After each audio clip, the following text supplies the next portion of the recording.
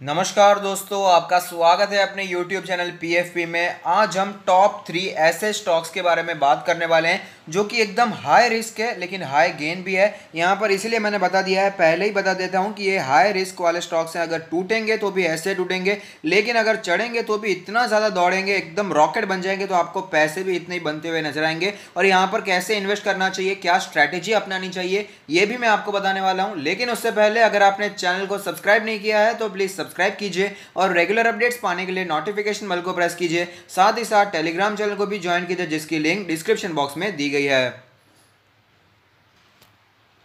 आज already 2 videos upload हो चुके हैं। HDFC लिमिटेड में हमें यहाँ पर भारी तेजी देखने को मिली। स्मॉल कैप की तरह ये स्टॉक हमें दौड़ता हुआ नजर आया था, 8% की तेजी देखने को मिली। तो इसके पीछे रीजन क्या है, और अभी भी मौका यहाँ पर हाथ से निकला नहीं है, अभी भी आप बाय कर सकते हैं। कौन से लेवल पर बाय करना चाहिए वो भी इसी वीडियो में डिस्कस किया है। और एक ऐसे स्टॉक के बारे में बात की है जिसके फंडामेंटल्स तो स्ट्रांग है ही, लेकिन उसके जो प्रोडक्ट्स है, उनकी जो ब्रांड नेम मार्केट में स्ट्रांग ब्रांड हमें यहाँ पर दिखाई देती है। तो ऑफकोर्स अगर स्ट्रांग ब्रांड नेम दिखाई देगी तो यहाँ पर मोनोपोली वाला बिजनेस बनता हुआ नजर आता है। तो कौन सा स्टॉक है, अगर आप जानना चाहते हैं तो वीडियो को देख सकते हैं।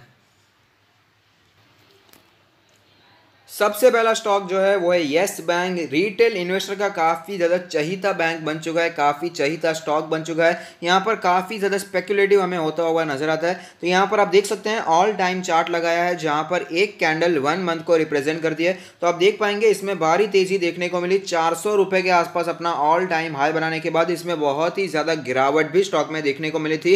एक टाइम पर ये 5 रुपये का भी होता हुआ नजर आया था। तो आप समझ सकते हैं कि कितनी ज़्यादा बुरी स्थिति इसकी बनती हुई नजर आई थी।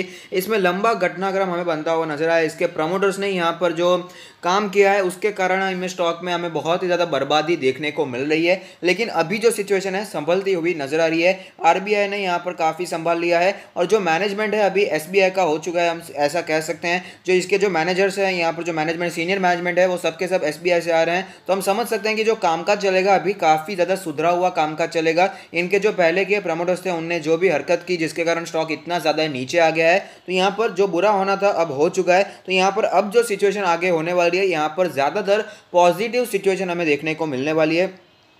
तो यहाँ पर बहुत सारा घटनाक्रम रहा है, सब तो डिस्कस नहीं कर पाएंगे, लेकिन इतना तो बता ही सकते हैं कि यहाँ पर बैंक्स ने बहुत सारे पैसे इसमें इन्फ्यूज़ किए थे। उसके बाद भारी तेजी स्टॉक में हमें देखने को मिली और यहाँ पर डंप भी कर दिए। आपने 25% के शेयर्स तो डंप कर दिए, उसके बाद स्टॉक में भारी गिरावट भी देखने को मिली और उसी लेवल पर हमें स्टॉक यहाँ पर वापस आता हुआ नजर आया था। काफ़ी दिनों तक स्टॉक ने 25 रुपीज़ के जोन में कॉन्सोलिडेशन दिखाया। उसके बाद यहाँ पर आया एफपीओ, जिसके कारण काफ़ी ज़्यादा गिरावट देखने को मिली और एफपीओ का जो प्राइस था वो था 12 रुपीज़ पर इक्विटी शेयर। तो ऑफकोर्स गिरावट तो देखने को मिलने ही वाली थी।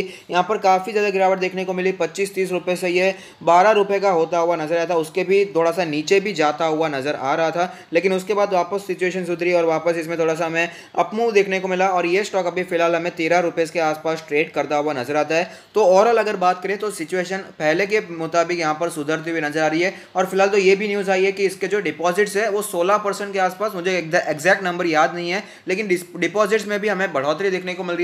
तो लोग यहाँ पर वापस ट्रस्ट रीगेन कर रहे हैं क्योंकि एसबीआई का मैनेजमेंट आ चुका है। तो ये एक पॉजिटिव बात है येस बैंक के लिए। तो यहाँ पर आप थोड़ा सा पैसा निवेश करने के बारे में सोच सकते हैं। आरबीआई ने इसे पैसे दिए थे और येस बैंक ने वो पैसे इसे वापस भी दे दिए आरबीआई को। तो ये सारी कुछ पॉजिटिव बातें हैं। और येस बैंक का एक एएमसी भी हुआ करता था, एसेट मैनेजमेंट कंपनी, उसने बंद कर दिया। तो ये भी एक पॉजिटिव बात है। तो यहाँ पर जैसे कोई बैंक होती है तो बहुत कुछ खोल देती है, यहाँ पर एसेट मैनेजमेंट कंपनी खोल देती है, अपना ब्रोकरिंग खोल देती है, बहुत सारा यहाँ पर बिजनेस खोल देती है। लेकिन फिलहाल यहाँ पर जो मैनेजमेंट आया है उन्होंने सिर्फ और सिर्फ फोकस किया है यहाँ पर येस बैंक में। और एक चीज़ मैं आपको बताना चाहूँगा कि यहाँ पर ऐसी भी न्यूज़ आ रही थी कि येस बैंक का जो हम कह सकते हैं कि एनुअल जनरल मीटिंग या जो कोई मीटिंग होने वाली थी, तो वहां पर वो मीटिंग कोई हॉल में करे उससे पहले इन लोग ने यहाँ पर कोविड-19 से पहले की शायद ये बात है, मुझे भी कंफर्म पता नहीं है, लेकिन ये जो मैनेजमेंट वाली बात आ रही थी काफ़ी इंटरेस्टिंग लगी है, इसलिए मैं आपके साथ शेयर कर रहा हूँ। तो यहाँ पर ऐसी बात आ रही थी कि उन्होंने कहीं पर भी हॉल को बुक करने की बजाय यहाँ पर वेबिनार कर लिया, तो जिसके कारण यहाँ पर काफ़ी पैसे बच गए थे। तो ये छोटी छोटी चीज़ें होती हैं जिससे यहाँ पर बैंक के फंडामेंटल्स, बैंक के जो मैनेजमेंट है उनकी यहाँ पर काम करने की रीत हमें पता चलती है। तो ओवरऑल अगर आप यहाँ पर पैसे डालना चाहते हैं तो डाल सकते हैं। और जैसे कि मैंने पहले ही कहा है, हाई रिस्क हाई गेन वाले स्टॉक हैं, एकदम नीचे भी जा सकते हैं या फिर हमें यहाँ पर रिवाइवल भी देखने को मिल सकता है। लेकिन एसेट क्वालिटी सुधरने में कोई 2-3 महीने नहीं लगते, यहाँ पर आपको समय जरूर देना पड़ेगा, 2-3 साल 5 साल भी लग सकते हैं। नेक्स्ट स्टॉक जो है वो भी एक पेनी स्टॉक है, वोडाफोन आइडिया लिमिटेड। इसकी सिचुएशन तो सबको पता है, एजीआर का मामला कैसे हुआ था, इन सभी के बारे में हम बात भी करने वाले हैं। तो यहाँ पर मैंने आपको एक्चुअली रेकमेंड भी किया था, ज़्यादातर मैं पेनी स्टॉक्स में आपको रेकमेंड नहीं करता हूँ, लेकिन रिक्वेस्ट आई थी इसलिए मैंने रेकमेंड किया था कि 3, साढ़े 3, 4 रुपये के आसपास इसमें अगर आप थोड़े से पैसे डालना चाहते हैं तो वहाँ पर डाल सकते हैं। हालांकि मैंने तब भी वार्निंग दी थी कि यहाँ पर ये सिचुएशन कभी भी खराब भी हो सकती है, वापस स्टॉक हमें नीचे आता हुआ भी नजर आ सकता है, काफ़ी ज़्यादा वॉलेटाइल होता है। और पेनी स्टॉक्स में कम से कम पैसे ही डालने चाहिए, जितने डूबे उतने यहाँ पर टेंशन ना हो उतने ही पैसे डालने चाहिए। उसके बाद यहाँ पर काफ़ी ज़्यादा तेज़ी भी देखने को मिली, तो शेयर होल्डर्स को काफ़ी ज़्यादा खुशी भी हुई थी। और यहाँ पर मैंने ये भी बताया था कि यहाँ पर अगर आप प्रॉफिट बुकिंग करना चाहते हैं तो उसमें भी कोई हार्म नहीं है, क्योंकि ओवरऑल कोई बिजनेस सिचुएशन तो वैसे भी वोडाफोन आइडिया की नहीं सुधरी है। तो यहाँ पर अगर आप बाइंग करना चाहते हैं तो ये भी एक स्टॉक हो सकता है जहाँ पर आपको हाई रिस्क है लेकिन गेन भी काफ़ी ज़्यादा दिखाई देगा, क्योंकि हमारा जो इंडिया है काफ़ी बड़ा है, यहाँ पर जो सेल्युलर नेटवर्क्स हमें दिखाई देते हैं वो भी काफ़ी ज़्यादा दिखाई देते हैं। तो ओवरऑल अगर बात करें तो डिओपोली वाली सिचुएशन के हिसाब से तो जियो और एयरटेल ही हमें आगे बढ़ते हुए नजर आएंगे, लेकिन हमारा देश काफ़ी बड़ा है तो इसे यहाँ पर टेलीकॉम ऑपरेटर्स भी काफ़ी ज़्यादा चाहिए। अगर जियो के पहले बात करें तो आप सोच पाएंगे कि कितने ज़्यादा यहाँ पर ऑपरेटर्स हमें दिखाई देता था, आइडिया अलग था, वोडाफोन अलग था, एयरटेल अलग था, एयरसेल था, और भी कई सारे थे जो तो बंद भी हो चुके हैं। तो यहाँ पर आप समझ सकते हैं कि टेलीकॉम ऑपरेटर अगर ज़्यादा होंगे तो भी हमें यहाँ पर इंडिया कंज्यूम कर लेगा उन सारी कंपनीज को, उन सारी कंपनीज को यहाँ पर बिजनेस दे पाएगा। तो ये एक अच्छा बेट हो सकता है जहां पर आप थोड़ा सा निवेश करने के बारे में सोच सकते हैं, क्योंकि वोडाफोन को अगर निकलना होता तो पहले ही निकल चुका होता, और आइडिया भी यहां पर बने रहना चाहता है। हालांकि नए पैसे वो प्रमोटर्स यहां पर लाना नहीं चाहते हैं, लेकिन जो सिचुएशन यहां पर एमर्ज होती हुई नजर आ रही है, हाई रिस्क जरूर है, ये मैं आपको अभी भी बता रहा हूँ। लॉस मेकिंग कंपनी है, इसके जो कस्टमर्स है दिन ब दिन हमें कम होते हुए नजर आ रहे हैं, रिस्क तो बहुत है जो कि आपको पता भी है, लेकिन यहाँ पर एक चांस किस्मत आजमाने वाला ये स्टॉक है जहां पर आपको अगर लॉटरी लग गई तो काफ़ी ज़्यादा यहाँ पर पैसे बनते हुए भी नजर आ सकते हैं। अगर बात करें ज़्यादातर इसमें सपोर्ट्स का तो यहाँ पर वैसे मामला बनता तो नहीं है, लेकिन फिर भी चार्ट्स पर आए हैं तो थोड़ा सा लेवल्स के बारे में भी बात कर लेते हैं। तो यहाँ पर ये जो लेवल हमें दिखाई दे रहा है 7.5 रुपये का लेवल, ये एज ए स्ट्रॉन्ग सपोर्ट हमें दिखाई दे सकता है। हालांकि इसमें ज़्यादा कुछ फर्क नहीं पड़ता, यहाँ पर जितने पैसे डालने हैं आप जो लेवल पर भी डालें कोई भी फर्क नहीं पड़ता है ज़्यादा तो, लेकिन यहाँ पर फिलहाल ये 8 रुपये 80 पैसे के आसपास चल रहा है और 7.5 के आसपास का स्ट्रॉन्ग सपोर्ट दिखाई देता है। अगर ये लेवल टूटता है तो और भी गिरावट देखने को मिल सकती है, उसके लिए आपको मेंटली प्रिपेयर भी रहना चाहिए। लेकिन जो एजीआर का केस आया है, वर्डिक्ट आया है, हमें यहाँ पर 10 साल मिलते हुए नजर आ रहे हैं। भारतीय एयरटेल तो अनडाउटेडली वहां पर खड़ा हो ही जाएगा, लेकिन वोडाफोन आइडिया की सिचुएशन यहाँ पर फिर भी थोड़ी सी खराब दिखाई देती है, लेकिन चांसेस हैं कि ये भी वापस जिंदा हो सकता है। अगर वोडाफोन ने भी सपोर्ट कर लिया, उसकी जो पेरेंट ग्रुप है वोडाफोन आइडिया की, उन्होंने भी सपोर्ट कर लिया, और यहाँ पर आइडिया के पेरेंट ग्रुप जो कि हमें यहाँ पर बिरलास दिखा देते हैं, उन्होंने भी सपोर्ट कर लिया, तो काफी ज्यादा हमें यहाँ पर वापस एक हमें तेजी दिखाई दे सकती है। इसका ऑल टाइम चार्ट मैं आपको दिखाना चाहूँगा, जहां पर हमें पता चलता है कि 200 रुपये के आसपास ऑल टाइम हाई बनाने के बाद हमें ये गिरावट देखने को मिल रही है। तो ओवरऑल वैसे टेलीकॉम सेक्टर ज़्यादा सूटेबल तो होता नहीं है, लेकिन रिस्की स्टॉक है, किस्मत आजमाना चाहते हैं तो ये एक अच्छा सेक्टर है। अच्छा सेक्टर तो नहीं, अच्छा स्टॉक है जहाँ पर आप इन्वेस्टमेंट करने के बारे में सोच सकते हैं, थोड़ा सा पैसा यहाँ पर भी लगा सकते हैं। नेक्स्ट स्टॉक है टाटा मोटर्स, काफ़ी ज़्यादा रेप्यूटेड ग्रुप से ये बिलोंग करता है, और हमने जो पहले देखे वो तो पेनी स्टॉक्स थे, लेकिन ये फिर भी हमें 150 रुपये के आसपास का स्टॉक दिखाई देता है। अब इसकी क्या सिचुएशन रही है वो भी मैं आपको बताना चाहूँगा। तेज़ी तो इसमें भी काफ़ी ज़्यादा हमें यहाँ पर दिखाई दी थी, 600 के आसपास ऑल टाइम हाई बना था, जिसके पीछे का मेन रीज़न था जैगुआर लैंड रोवर। क्योंकि यहाँ पर टाटा मोटर्स की अगर इंडिया की सिचुएशन देखें तो स्पेशली पैसेंजर व्हीकल में तो कोई बड़ा हाथ इसका नहीं था, कोई मार्केट शेयर भी नहीं था, कुछ नहीं था। हम कह सकते हैं कि एक इंडिका एक अच्छी आई थी, उसके बाद ज़्यादा हमें यहाँ पर मॉडल्स अच्छे थे, लेकिन उनका मार्केट शेयर ज़्यादा देखने को नहीं मिला था। यहाँ पर जो इनका प्रोडक्शन था वो भी अच्छा था, लेकिन यहाँ पर जो मार्केट शेयर एक्वायर करके वो यहाँ पर हमें दूसरी कंपनी दिखाई देती थी, जैसे कि मारुति सुजुकी थी, ह्युंडई थी, टोयोटा थी, दूसरी कंपनीज हमें दिखाई देती थी। टाटा मोटर्स का पैसेंजर व्हीकल में स्पेशली ज़्यादा मार्केट शेयर देखने को नहीं मिला। और उसके बाद तो यहाँ पर जैसे कि आपको पता है यूएस और चाइना के बीच में ट्रेड वॉर वाली सिचुएशन देखने को मिली, और जैगुआर लैंड रोवर सिर्फ और सिर्फ इंडिया में काम नहीं करते हैं, वर्ल्ड वाइड काम करते हैं, तो बहुत ही ज़्यादा बुरा इफेक्ट हमें देखने को मिला। ऑफकोर्स टाटा मोटर्स भी बाहर काम करती हैं, उनकी जो व्हीकल्स हैं ये भी बाहर जाते हैं, लेकिन जैगुआर लैंड रोवर का मेन बिजनेस इंडिया से नहीं, अलग अलग दूसरी कंट्रीज है, बाहर की कंट्रीज है, यूरोप है, चाइना से काफ़ी ज़्यादा आता है। तो यहाँ पर इसके कारण काफ़ी ज़्यादा तनाव देखने को मिला और स्टॉक नीचे भी आता हुआ नजर आया था, और टाइम टू टाइम इसका जो कर्जा था बढ़ता जा रहा था, तो काफ़ी ज़्यादा प्रेशर हमें देखने को मिला था।